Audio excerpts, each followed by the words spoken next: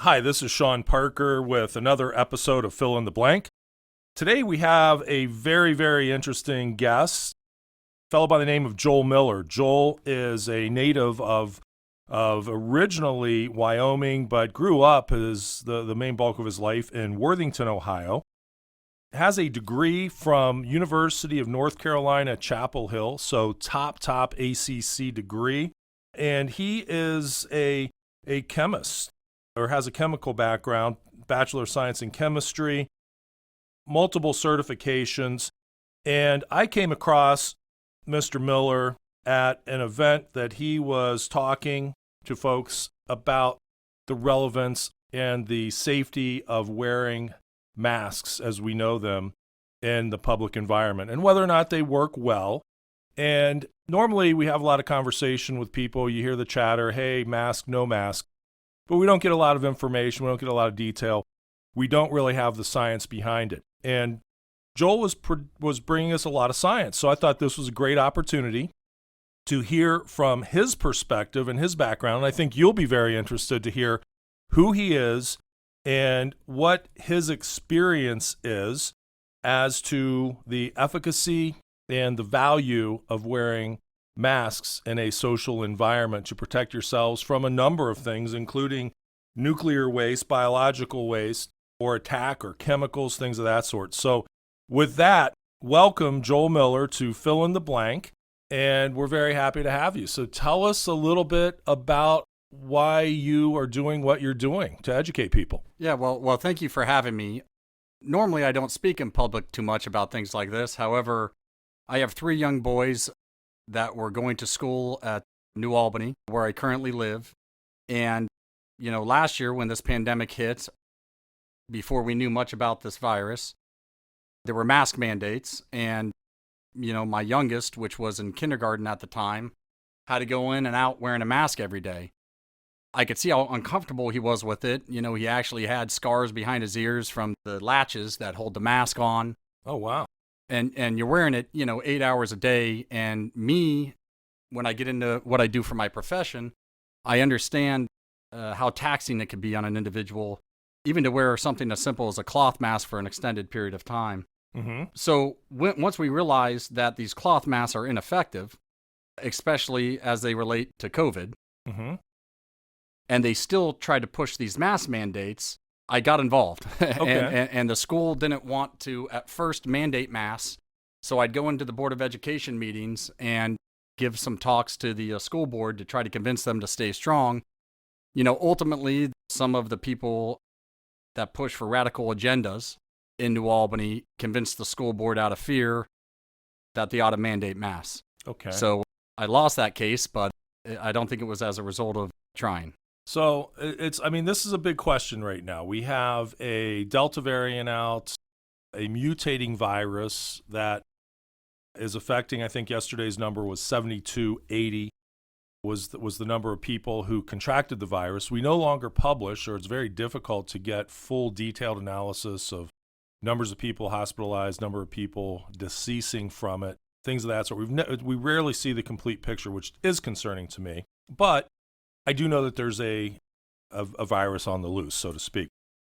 With that, let me go into a little bit more of your professional history and experience, because I think we have to really qualify who you are and what your experience is and some of your certifications so people understand who you are and what credibility levels you bring to this conversation. So tell me a little bit. I know you have a what's called a HAZWOPER, certified trainer certification. What is HAZWOPER? Yeah, so HAZWOPER is under the Code of Federal Regulations. OSHA, the Occupational Safety and Health Act, requires that anyone who deals with hazardous waste in a work environment to have different types of training. One of the most common and extensive trainings is what's called 40-hour HAZWOPER, and it stands for Hazardous Waste Operations and Emergency Response. Okay. And so as a person that does emergency responses for hazardous materials, that's one of the trainings they require you to have. Now, I've had so many of those trainings because you have to renew it every year through an 8-hour and then through other experience and my chemistry degree. There's some specialties that I add to that training, so that's why I'm allowed to call myself a hazmat chemist. Okay. Whereas typically without the additional chemistry training or something like that, it's just regular HazWop, or you'd be a hazmat technician. So going into that, maybe going into a little bit of my background, when I got out of school, my first job was with El Paso County Environmental Services. Okay. All I knew is I didn't want to be stuck in a lab. Yeah. So I started working on the environmental side. I was responsible for basically all of the county's waste. So the DOT operations, illegal dumping. But I wasn't there for about 6 months before methamphetamine became a huge problem in Colorado. Okay. And I could go into a long story as to why methamphetamine became an issue, but essentially there weren't laws preventing the sale of large items and that you can get from like Costco or Walmart or Sam's Club that would help you make it at home. There was a biker chemist out in California in the 1980s that published a book that taught, basically online, that taught you how to cook methamphetamine using 2 different methods. Once that was published, it went worldwide. And so every mom and pop would use this same exact recipe to cook methamphetamine at their homes. Not necessarily for resale, but for, consumption. Oh, wow. Okay. They would make enough to sell enough to be able to buy more of the chemicals so that they can use. But it wasn't really, the large Mexican nationals and things like that cooked in the woods and things like that, you never really caught those guys. American ingenuity. It's Prohibition 101, right? That's People right. want to figure out how to do bad things. Exactly. Wow. So anyways, long story short, there were over 500 busts a year in 2002 in El Paso County alone. And that's just south of Denver, the largest county in Colorado. They had 3 vice narcotics and intelligence teams working around the clock to bust these things. And the problem were officers were getting sick and hurt when they were going into these meth labs. Meth itself is bad, but the chemicals that go into making methamphetamine are even worse. Okay.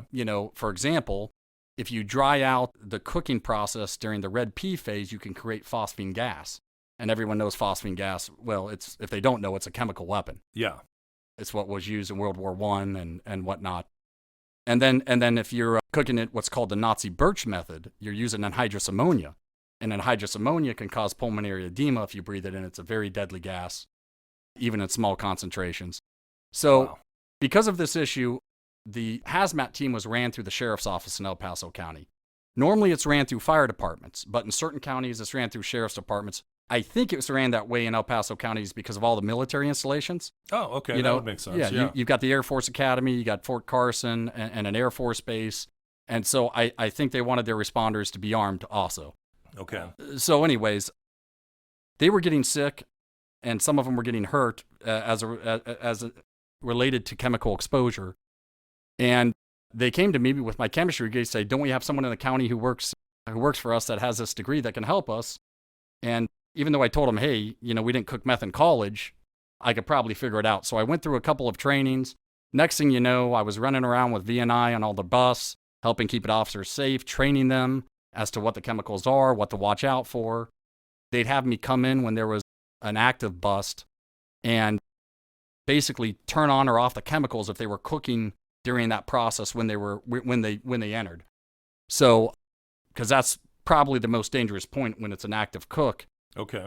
Because, for example, I mean, if you don't keep, kerosene, or if you don't keep the. Actually, I don't know. I never did this. That's true. That's true. I just have to. Right. No. That's good though. This is. Yeah. So I've got. Yeah. I mean, I've got a couple interesting stories there. I'll tell you one just to give you an example. So before they did a bust, VNI, to keep things secret, they wouldn't include the hazmat team until last minute. So 24 hours before a bust, they'd call us in. And at least a couple of us, they'd say, hey, here's what we're dealing with. This is what you need to be prepared for. Because it was our job, when they went in to do the bust, they would secure the site, get the people out, but then they would call us in right away to help secure the chemicals. Okay. And then we would go ahead and hire a private company to come do the actual cleanup, but we would take care of the immediate emergency. And that included also deconning some of the personnel they took out because they were off-gassing so bad from the chemicals. Deconning meaning decontaminating them so that they're safe? That's right. Closed? Okay. That's right. We used to use pop-up showers and scrub them down with wands. And I'll tell you, some of these people look like Holocaust victims. You remember that movie Silkwood? Oh, yeah. I mean, it sounds like Silkwood with, wow. Yeah, Okay. it was interesting. So we would meet the day before, and there was a specific bus that I still remember to this day. We nicknamed it Mini Waco. So it was in eastern El Paso County, and which is basically flat, no trees. There's no hiding out there. Okay. And there were 5 trailers on this property. They had signs outside that said government agents will be shot. There was a double homicide there years back. And I guess an undercover agent had gotten enough information to get a warrant to go do a bust. They were cooking meth in all these trailers. Wow. So they brought together a bunch of hazmat teams because they realized there's no good way to sneak up on this. I mean, they had sniper posts, dug out of the ground there with concrete pillars and sandbags and things like that. So they were expecting a lot of resistance on this. And there's no good way to sneak up on it. Yeah. So we all met at a middle school, and we would hang back, or at the middle school near the site, and the hazmat team would hang back as SWAT went and did the initial bust, and then they would call us up as soon as they needed us. And we have the radios going the whole time. Mm-hmm. So they get in there, and luckily they caught most of the people sleeping. They went in at 6 a.m., and they'd been watching the house all night. Smart. And they met little resistance at first, a couple of squabbles, and then supposedly they got everyone out. Well, they called me in because there was an active cook going on in the main house.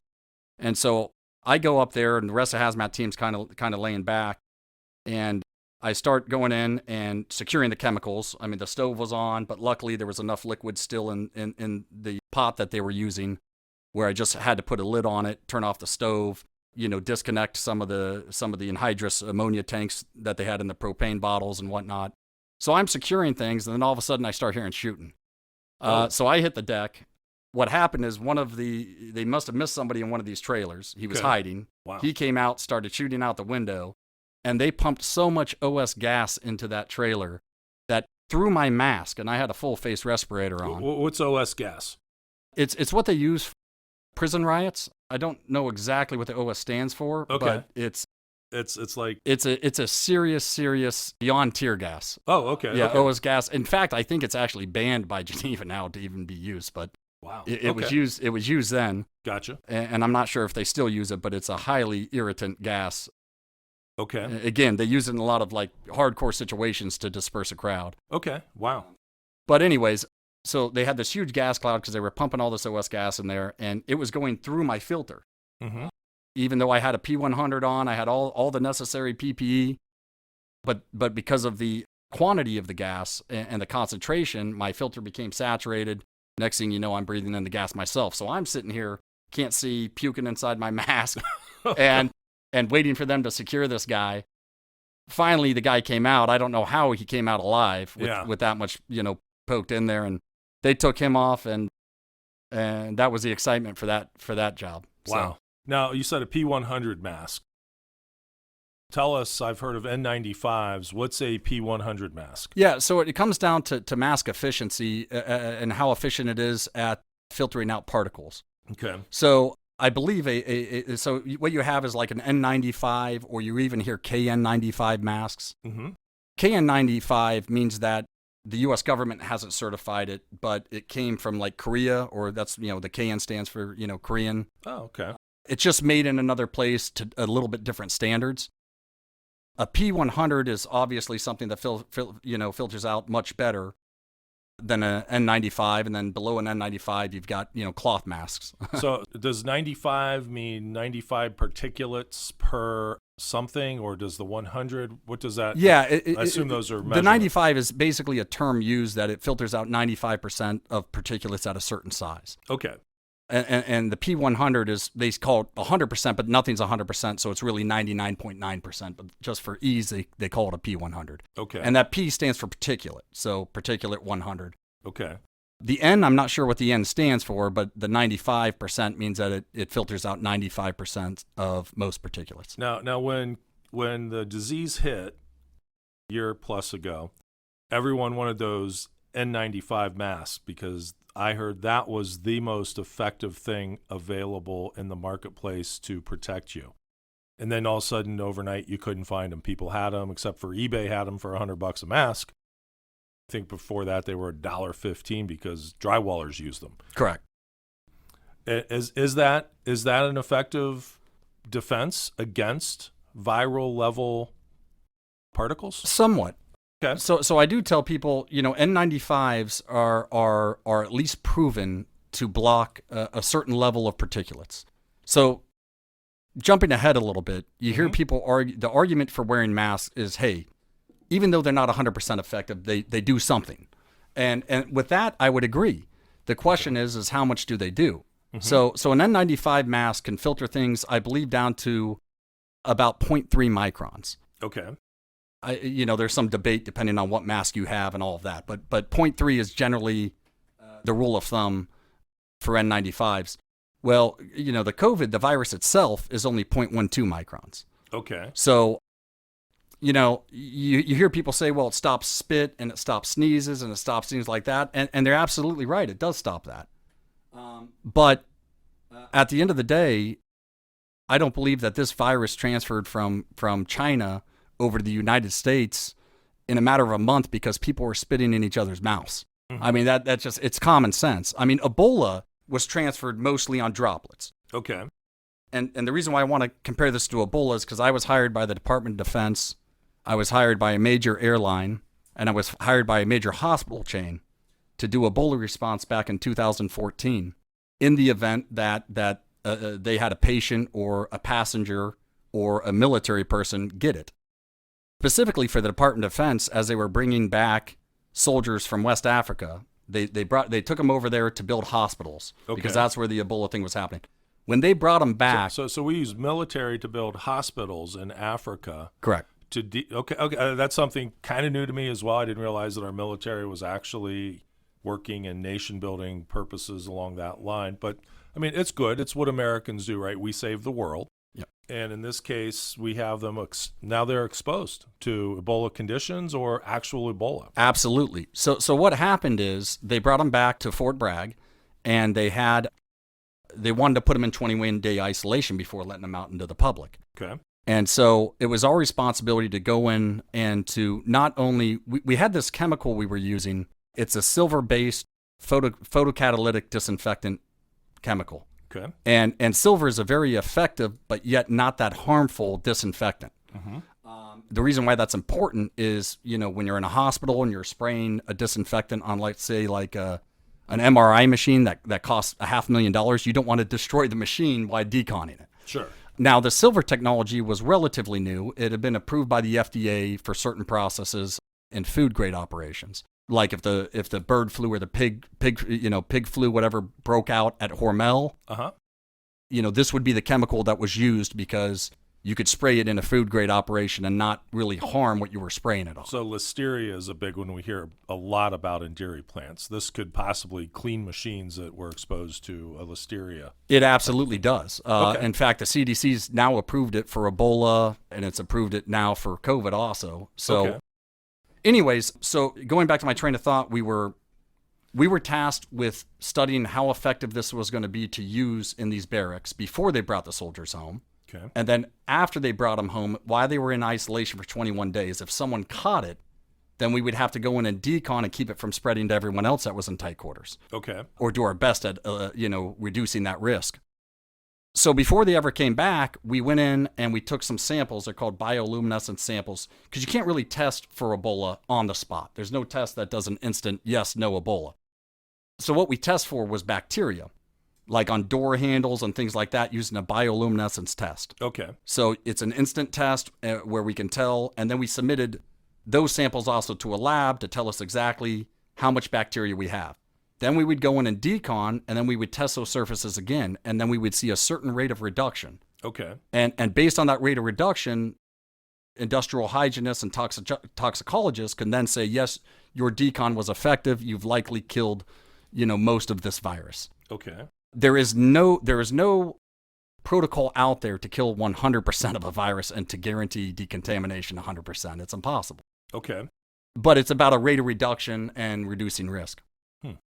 So luckily, with all these soldiers brought back through, we never actually had to perform a decon on Ebola. However, for the hospital chain, I did have to perform one.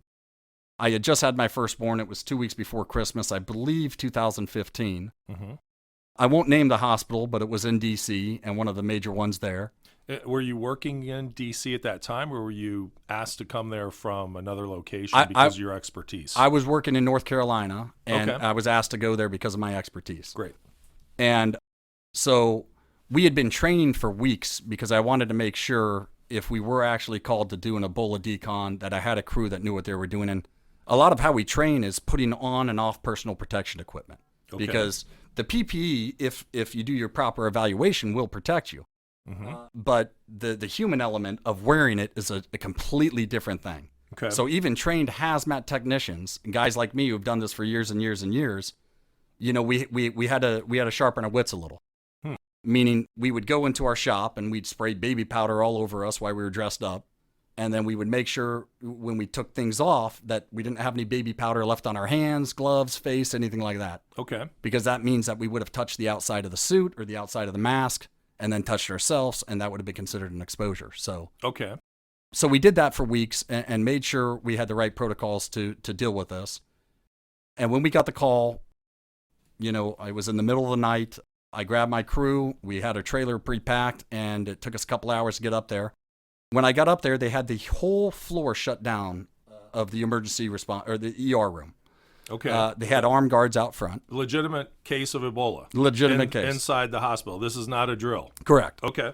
And they had the armed guards out front. And as soon as we walked in those doors and told them who we were and they let us in, there must have been 20, 30 top-rated ER doctors This there. sounds like a Bruce Willis movie pulling up there. I mean, with armed guards, the hospital's on lockdown. So, sorry, I just have to. It's kind of fantastic to think about. It was very interesting. And again, this is one of the busiest ERs in DC, and the whole floor was shut down. Okay. And so we walk in, and I'm going to tell you the story about PPE because it kind of leads into my discussion about these cloth masks. Sure.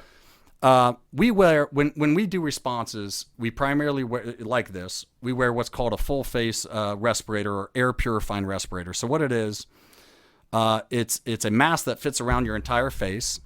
It has cartridges on it, and you could select cartridges that do different things. For viruses and bacteria, generally we're just talking about P100s. Okay. If I'm dealing with chemicals, we could call them stacker cartridges, but they could protect against anhydrous ammonia or chlorine or different things. They put different things in the filters. Okay.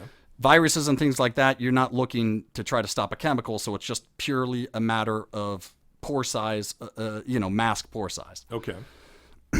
So we were wearing full face respirators with P100s, and they were air purifying. So I had a little fan with a battery in it on my hip that helps push that air through the filter into my face. It just makes it more comfortable to work in.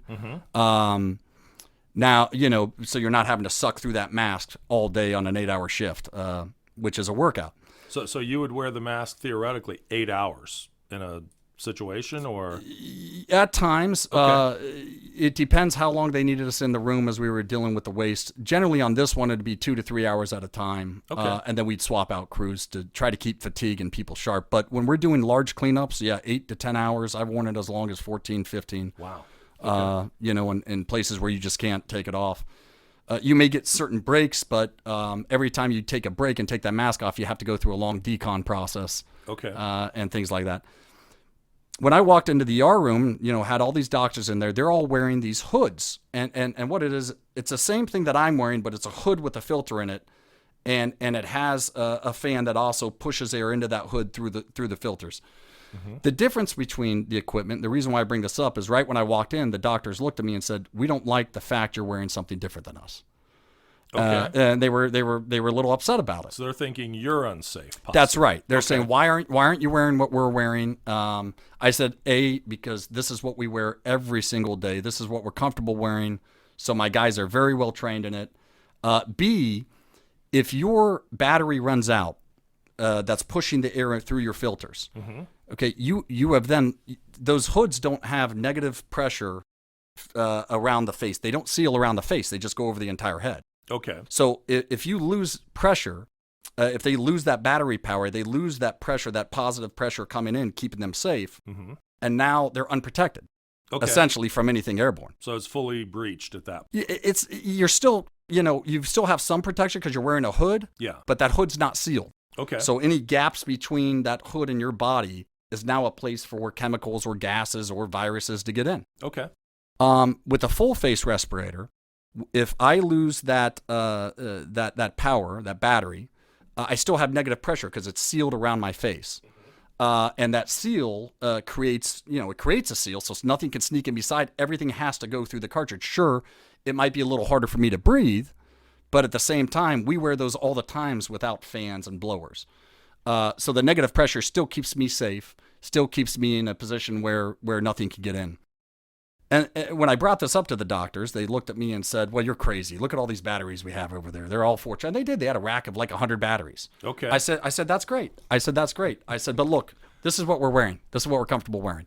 And he kind of left it alone for the time. Yeah. I mean, I'm thinking of my remote control at my house that goes out. Even though I have a bunch of batteries, I still have to go through 4 batteries sometimes to get the remote to work. But that's just my little world. Sorry. No, that's all right. So you're right here. So This is funny. We're an hour into the response. And the doctors are all in the actual room with, well, not all the doctors, but a doctor's in the actual room, and they would go in and check on him every now and then, bring out the soiled linens and things like that. And he was visibly sick, and he was throwing up and doing stuff like that at times. And we had knocked a hole. See, ER rooms, some of them use negative pressure rooms, so they seal, and the pressure inside the room is different than the pressure outside the room, so it keeps everything in the room. Okay. Now, it's kind of like clean rooms for microprocessing manufacturers. Yeah, for computer chips. That's or right. You go into a pharmaceuticals. clean room, that's all negative pressure. Okay. The pressure inside is different than the pressure out, so that it keeps things from the outside from coming in. Okay. Some ER rooms are also set up like that, where they have the ability to go negative pressure. So he was in a negative pressure room, and we busted a hole in the wall of that room into the room next to it. Because to have an active decon, you have to have what's called a 3-stage decon. You set up a hot zone, which is your dirty zone. That's where the patient is. You have a decontamination reduction zone, which is the second room that we knocked out. And then you have a room that we would call the support zone. That's the clean room. So most decons involve 3-stage decon. Okay. So when the doctors are in the hot zone, when they come out, they bring all their stuff and they go into the contamination reduction zone. That's where we kick in. That was our job. Our job was to take all of his material that he collected from the room, properly package it in that contamination reduction zone, and then also decon the doctor. And then the doctor would go, once fully decon, from there into the support zone. We would stay in that contamination reduction zone, continuing to manage the waste, and then we would work our way out through the decon zone. And this is the physician who is working with the Ebola patient. Correct. Or in that environment. Correct. So you're standing in the next room or in the room, and you're the one making sure that Ebola does not escape into the general population. Absolutely. That was our job. All right. And sounds like an important job. That's right. That's right. So, anyways, we're an hour into the response, and the doctors were doing a great job, by the way. But sure enough, the battery had died on his hood in the room with the patient. And he kind of looks at the battery, and I know something's going on, and I say, what's going on? Houston, we have a problem. Before I have a chance to even respond, a nurse, bare-gloved, came into the room, handed him a battery right across the contamination reduction zone, everything. So she's in trouble. She's in trouble. I She had to leave. She had to be isolated until she tested out. I mean, for the next 2 weeks, she was basically in isolation. What was her reaction? I mean, she sees the battery going bad on the doctor. Is that just a normal human reaction, or do you think that's I'm curious because they go through a lot of testing, a lot of protocols. I'm assuming she's just trying to preserve the doctor, right? At that point, she's going in for the save, or? Well, so here's the deal. I mean, doctors do go through a lot of testing protocols, but they don't train on decontamination. They don't train on, not to the level that we would. Okay. So I'm not blaming them. I mean, their focus is on trying to get the patient better. Sure. They don't spend a whole lot of time training on, reduction of contamination or decontamination or PPE. Yeah, that's your job. Yeah, that's our job. Okay. Yeah, so I think this nurse may have panicked and thought that the doctor was going to be exposed, and just out of nervousness wasn't thinking and handed it over. And I happened to catch it out of the corner of my eye and stopped it immediately. But at that point, it was too late. We had to take the nurse, and the nurse had to leave and go in isolation for the next couple of weeks. I'm not sure what they did with her at that point, but luckily, I heard she didn't get it. Okay. But Ebola was a little bit different. The government was a little bit more honest with us there. Yeah. Where it didn't really transmit very well or live very long outside the human body.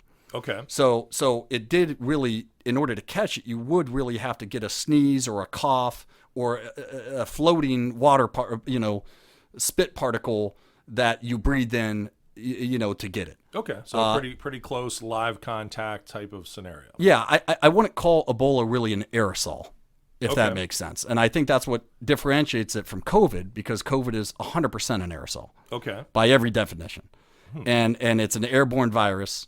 And the whole idea that they're trying to link it back to being like Ebola, where it's not airborne and it only exists on droplets of water or phlegm, is a complete falsity. Now, as a chemist, I believe there's still research being done, or do you know that they have conclusively came up with that synopsis of Yeah, it? Or, okay. I think even Dr. Fauci himself would admit right now it's an aerosol. Okay. I mean, now he'll qualify it to say, well, if you block some of the phlegm and you block, the sneezing on peach, you get a reduction. But there's no studies on that. I mean, the study I think I saw from the Mayo Clinic, and I may not be quoting the Mayo Clinic right, but from one of these clinics, what they did is they took these mannequins and they put these cloth masks on them, okay?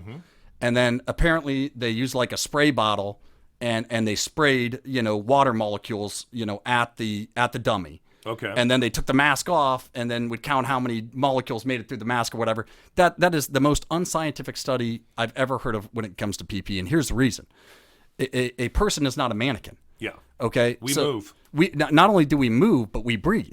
Okay. And we breathe at different rates, and we touch our faces all the time, and we readjust our masks 100 times a day.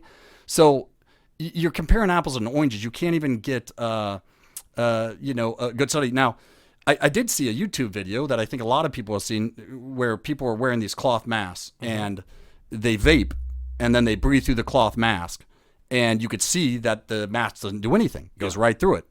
Well, that's accurate. And you understand that those smoke particles are like, I think they're 10 times, if not 20 times larger than a COVID particle.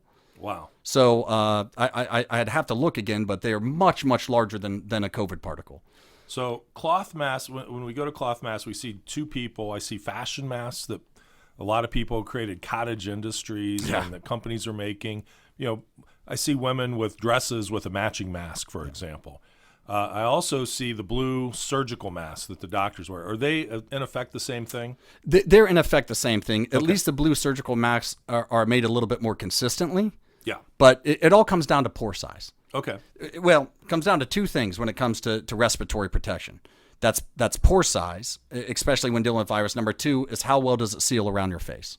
Okay. Those are kind of the two main things when you're talking about inhalation protection when it comes to viruses.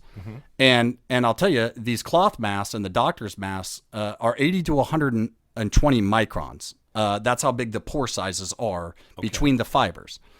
And that's if they're unwashed. I mean, that's just on the disposable ones. You talk about these cloth ones. Every time you wash a mask, you loosen up the fibers. They initially shrink, but it degrades it, but then it loosens it up. So they become larger and larger and larger every time you wash them to try to disinfect them. However, the point being, you're talking about it. The best analogy I have is wearing a cloth mask or a doctor's mask and expecting it to protect you against COVID is like trying to stop a sandstorm with a chain link fence. Okay. It's going to go right through it. You might get a particle or two that bounces off, but that's it. Wow. 99.9% is going to make it through that fence. So these are just not effective, is what I'm hearing you say. Correct. I mean, we have this huge scientific community, this huge medical community. Why are we doing this? And I don't mean to take you away from what else you were saying. No, I'm going to back up real quick on a little bit as to what they're... That's fine, because that's a whole nother section that we do have to talk about. But agreed. I mean, my mind just keeps wanting to ask that question. I'm sure anyone listening to this wants to immediately ask that question. Agreed. But let's go. But let's do stay on that. Let's talk about particulate size. Let's talk about effectiveness, efficacy. How safe are these things? And then we're going to get into that. Yeah. So furthering on my discussion about how effective these masks are, the government right now, and I'll even say the media wants us to believe that this thing is spread through water particles. Sneezing, coughing, phlegming. I wholeheartedly don't believe that. Being involved in some of the responses that I've done, looking at the data out there, listening to the different scientists talk about this, understanding the size of this particle, and the very fact that it spread so quickly, so fast. I don't know if you've ever seen that map when you look up how many COVID cases how you see those dots everywhere, right? Oh, yeah. Evenly spaced throughout that. Within 2 months of this thing entering the country, it was around the entire United States. You had dots everywhere. Unreal. So you got to ask yourself, is this because everyone is coughing and sneezing in each other's faces? Is that how it did it in 2 months? I've never even heard of anything going that quickly. It'd be interesting to get a mathematician in and talk about the probability levels of person-to-person transmission at that speed. I'm sure there have been some studies somewhere about that, but in terms of being able to connect, not just a person shaking hands with one another, but to actually shake hands and transmit a particle simultaneously, because I'm sure that, number one, you have to have the particle. Number two, it has to transmit in a relatively perfect environment for it to go.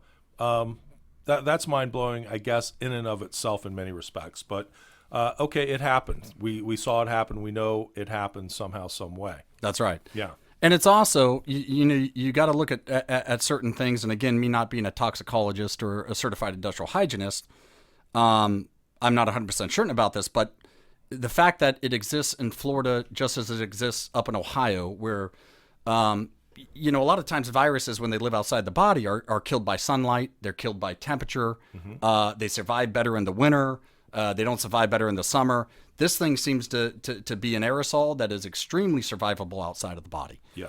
And so all these facts point to me, at least to me, to thinking we're not being told the truth. This isn't spreading from people coughing and sneezing in each other's mouths. You don't get that sort of rapid spread that quickly to that many people because everyone's coughing on each other. Just doesn't happen.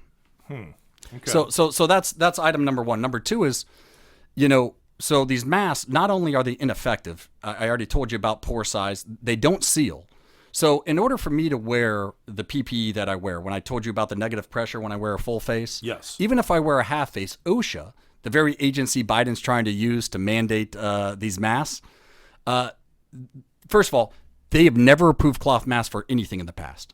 In fact, they say they're completely irrelevant no matter what the contaminant is. If I have to deal with asbestos, everyone knows asbestos. Yes. Asbestos is a very large particle. I mean, in terms compared to a virus particle. Okay. Hundreds, if not thousands of times larger than COVID. And they make you the minimum you can wear when dealing with asbestos is a P100 mask. Not only a P100, you have to wear eye protection, Tyvek suit, gloves, all that sort of stuff. So that's the minimum level of protection against asbestos. Wow. Which is 100, if not 1,000 times larger. Now, I get it. Mm-hmm. Not everyone in the country can wear that every day. We don't have the resources for it. Yeah. But at the same time, giving people false confidence in wearing masks that don't work is even more dangerous. Okay. One of the things I try to tell even trained technicians when I'm teaching a 40-hour class is that if you get too comfortable in believing that your PPE is going to protect you, it becomes counterintuitive, it becomes a problem on the response. The PPE is only one level of protection. We do everything that we can before putting on that PPE to mitigate the environment. Okay. And the reason this is important is because we spend half the time as a country focusing on indoor air filtration, purification, and air disinfection, which is relatively cheap. Mm-hmm. We would see a far better reduction in spread. So jumping in, Joel Miller is our guest on Fill in the Blank. We are talking about the efficacy of masking as it relates to protecting you from biohazardous materials that could be in the air or other type of areas. So very, very interesting conversation we're having. So we're talking about indoor air quality, and I know high rises, New York City, for example, is one of the questions that's out there. What about Hepa air filters? Is this Hepa air filter system, if you have knowledge of it, a good quality item that would protect a household. It is. And again, I'm going to qualify my statement here because my personal opinion is that COVID is not going away, that we're all going to get it. Okay. And we're going to have to live with it for a very long time. I don't think many scientists out there believe now that we're going to stop COVID, in its entirety. Even the CDC is coming out and starting to give indications that, we're going to have to live with this. Yeah, it doesn't seem like we're going to stop the perpetration of this thing into society. It's too survivable. Yeah. If it was less survivable, I would say, yeah, there might be a chance there, but it's just too good at transmitting, too survivable, which I won't even get into in this podcast, but leads me to believe that it was created, it wasn't a pangolin and a bat, French kissing. That's not how this happened. Fact, yeah. But anyways, going back to the indoor air quality.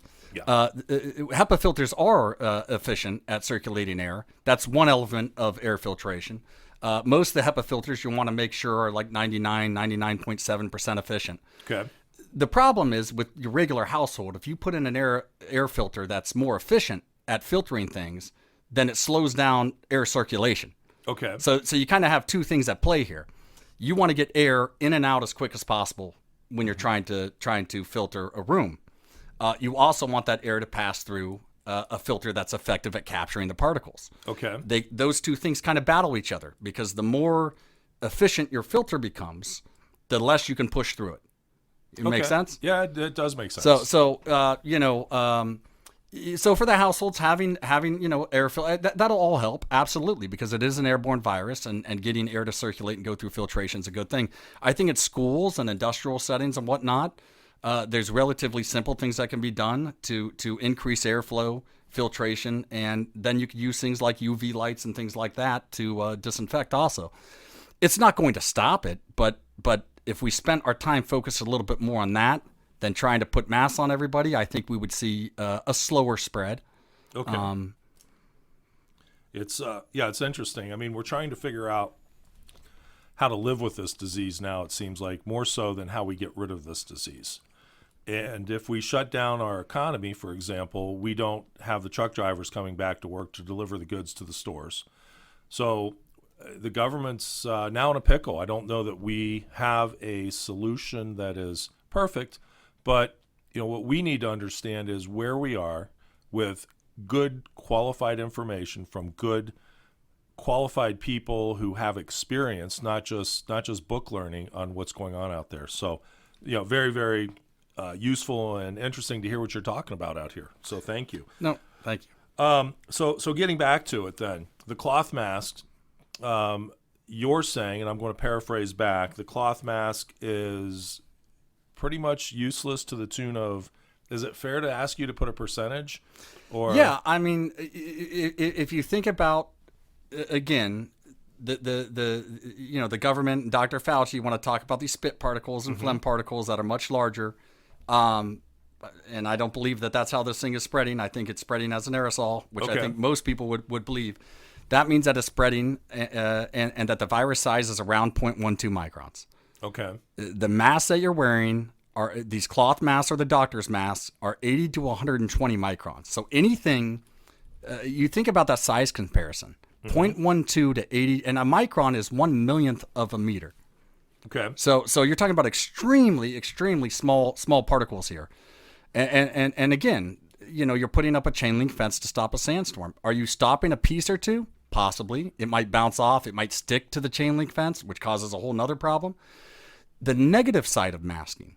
Okay. But at the end of the day, it's a virus. If 98% of the virus is getting through, it's pointless. Okay. Now, I want to talk about the medical side of masking, which is very concerning, where it might actually be doing more harm than good. What's happening is when you wear a mask, any sort of mask, you're breathing air in and out of it. And especially these cloth masks, they don't seal very well around your face. Okay. In fact, they don't seal around your face at all if you have a beard.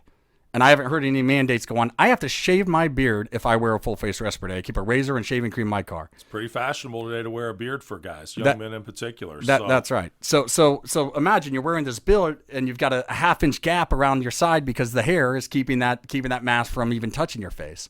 And cloth masks aren't meant to seal around the face. Okay. So at the end of the day, you're fidgeting with this mask because you're wearing it now for 8 hours a day.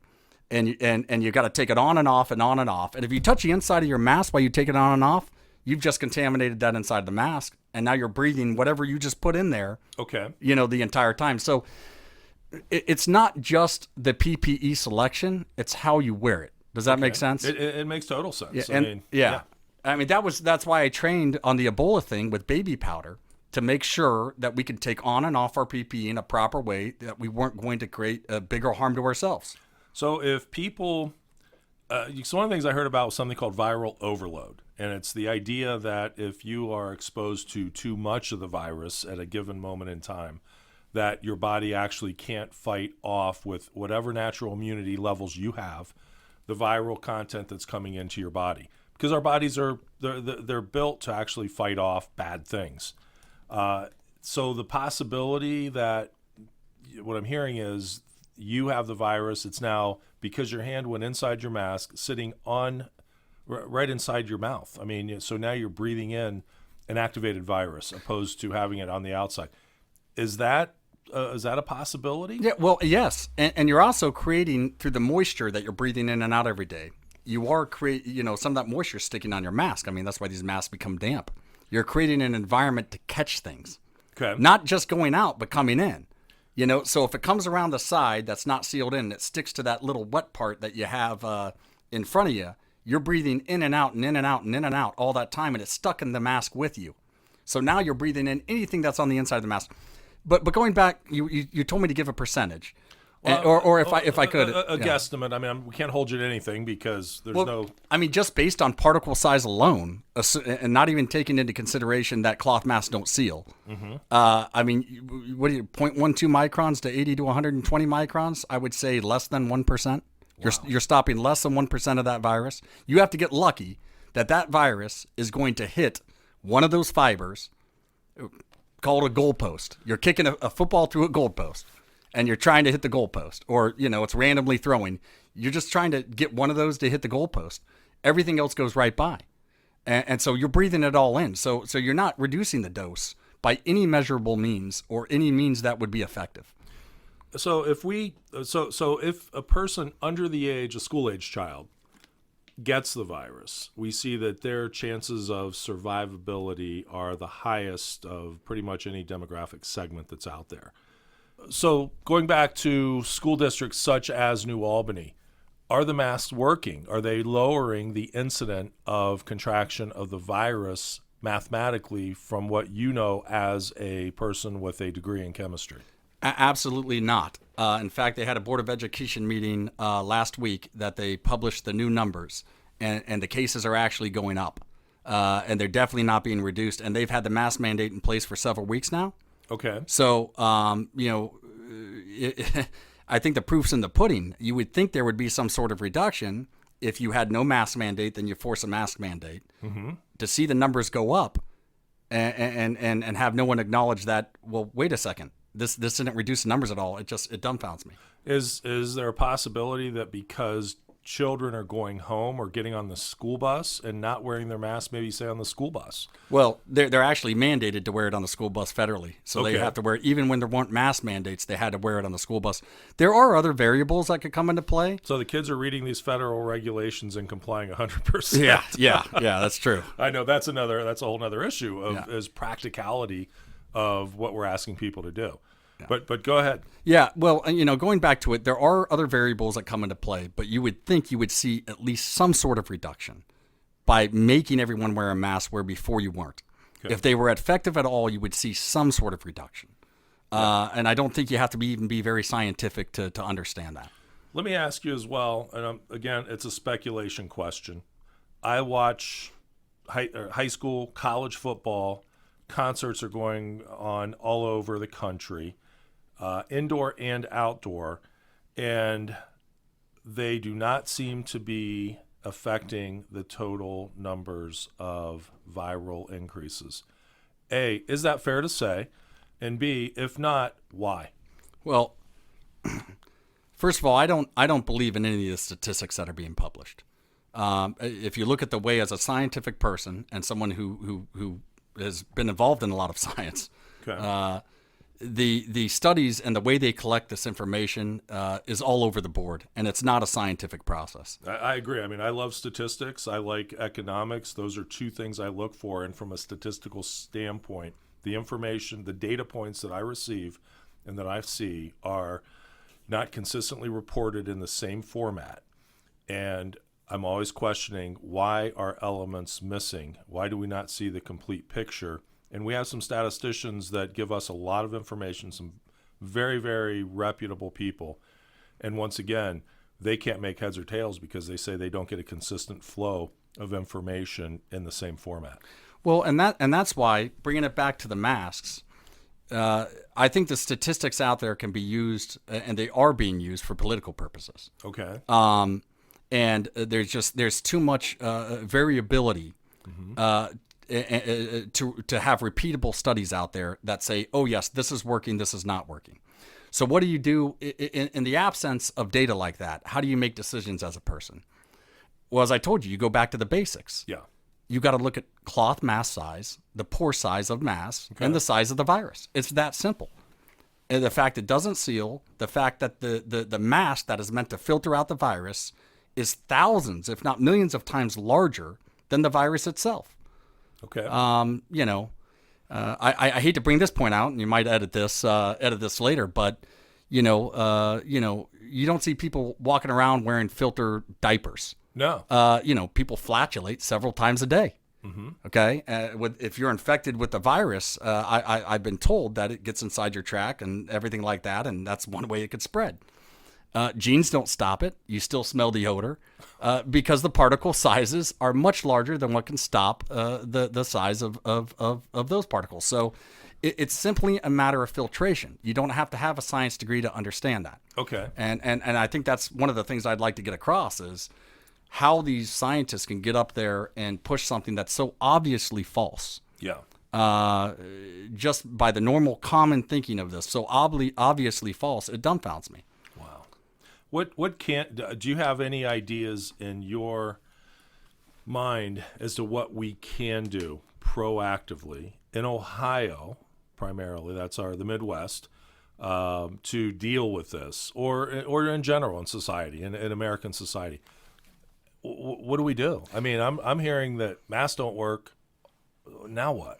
My opinion is there is nothing we can do. Okay. I mean, to stop this thing. So herd immunity. It's going to spread. Yeah, herd immunity. People are going to get it. Now, if you are at risk, and people, they found obesity is one of those things that be at risk for, obviously old age. Okay. Other things, such as cancer and weakened immune systems.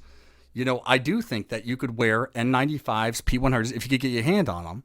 You could wear nitrile gloves. You could do things like that to protect. In fact, my parents, who live in Colorado in their 70s, they wear N95s. They wear, gloves. They do things like that, and they're fully vaccinated. But I get it. In that population, you're the one who needs to protect yourself, and you're trying to do it the best way you can.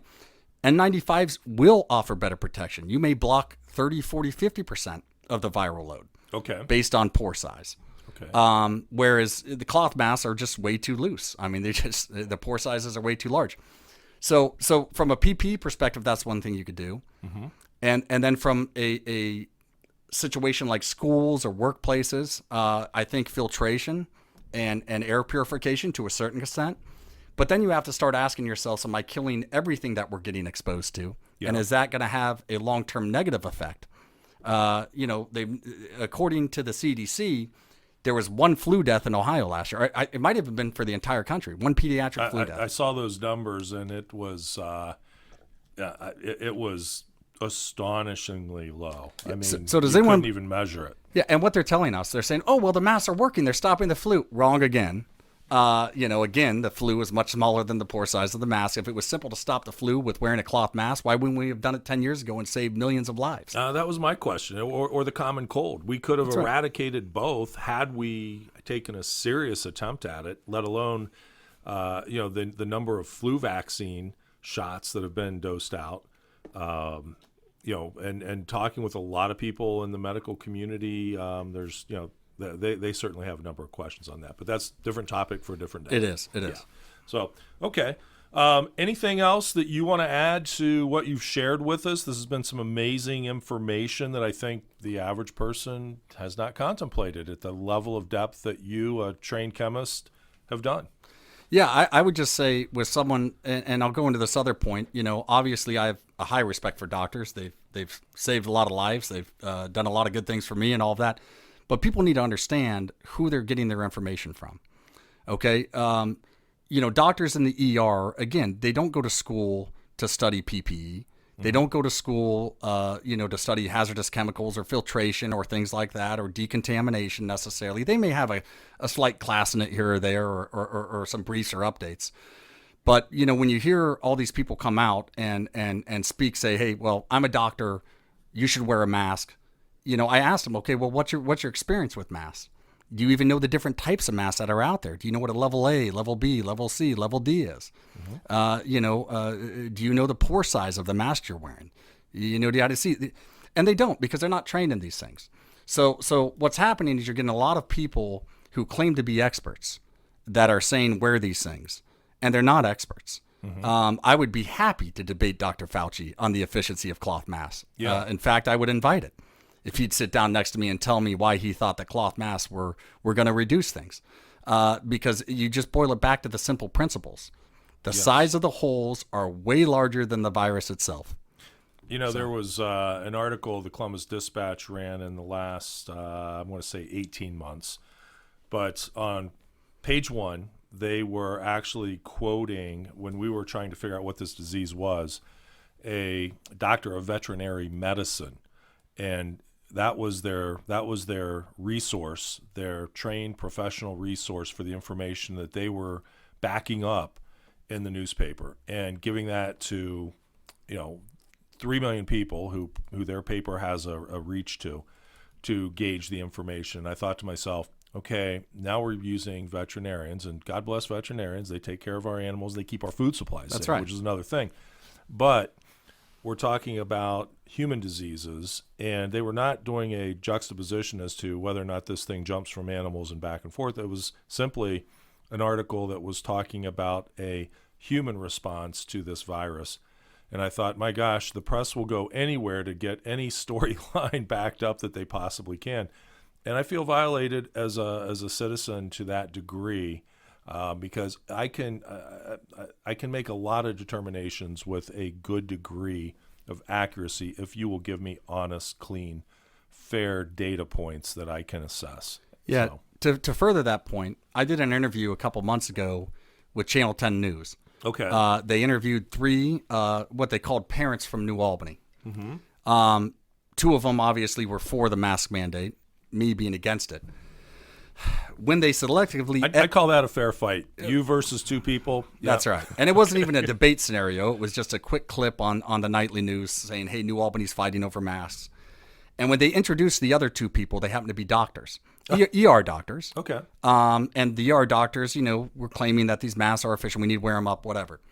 And when they introduced me, they said, concerned parent from New Albany. Even though I explained to them, I'm a hazmat chemist. I've been doing emergency response and decontamination for 20 years. I dealt with live Ebola.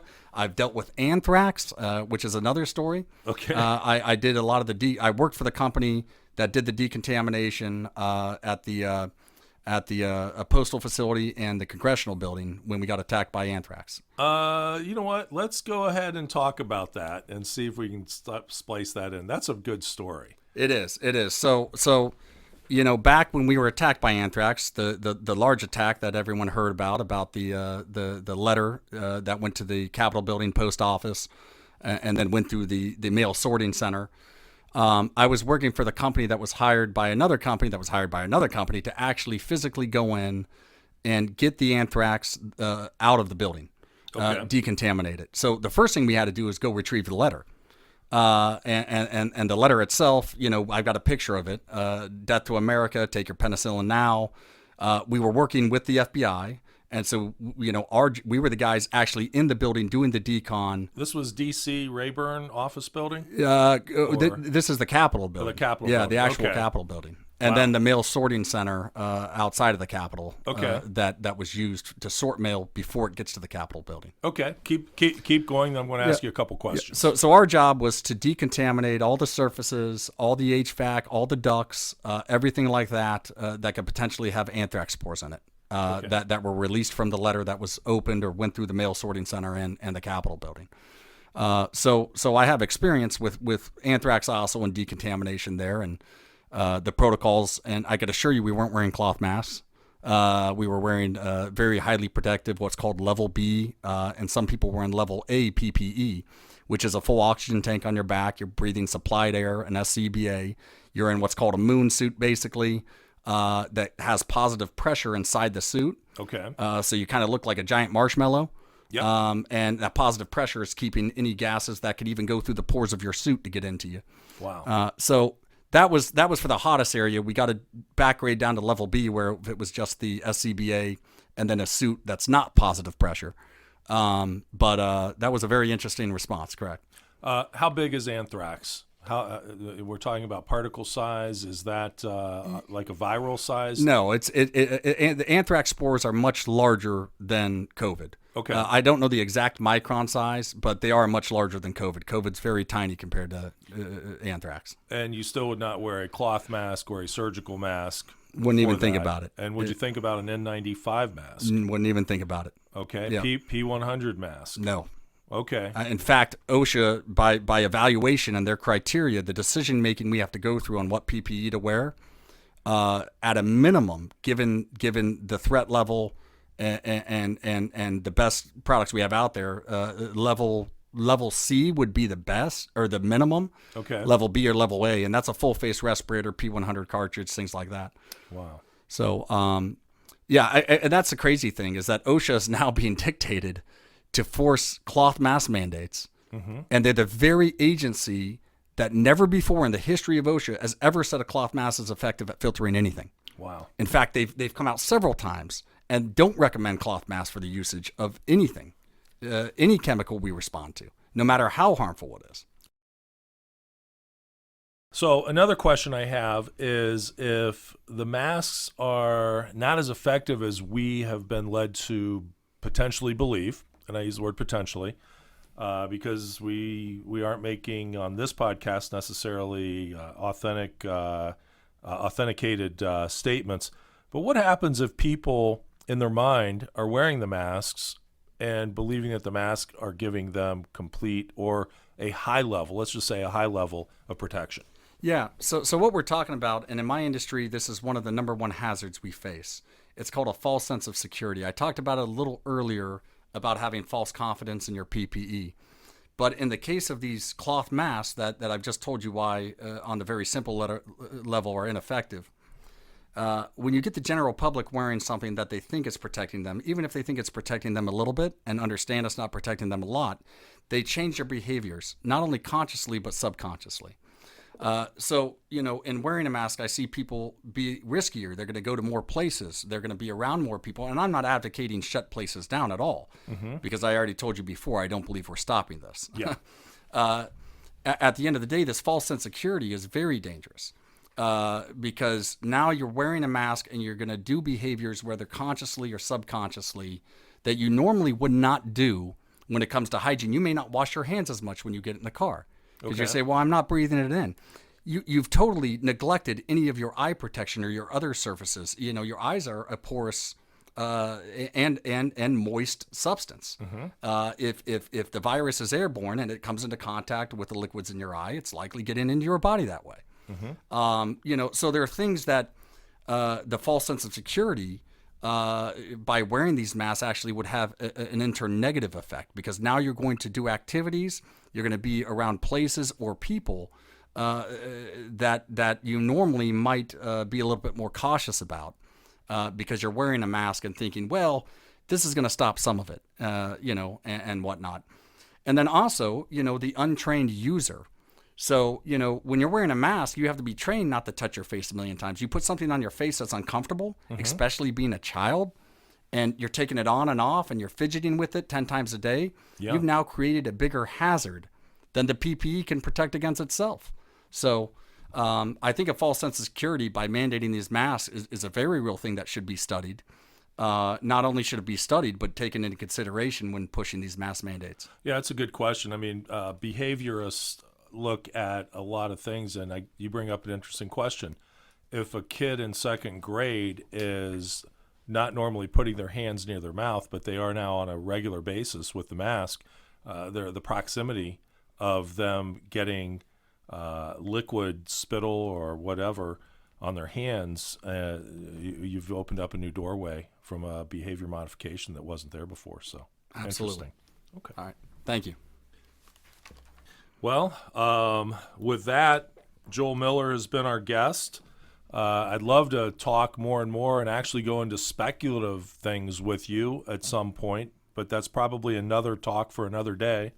If we're still on the air after this one is published, I hope that we are able to still bring honest information to the people and bring people who have good educations from good institutions that can help us make good decisions about what we're learning and what we're hearing so we can protect our own lives and take a level of personal responsibility. So Joel Miller, thank you for joining us, and stay tuned for the next Fill in the Blank podcast. Thank you very much.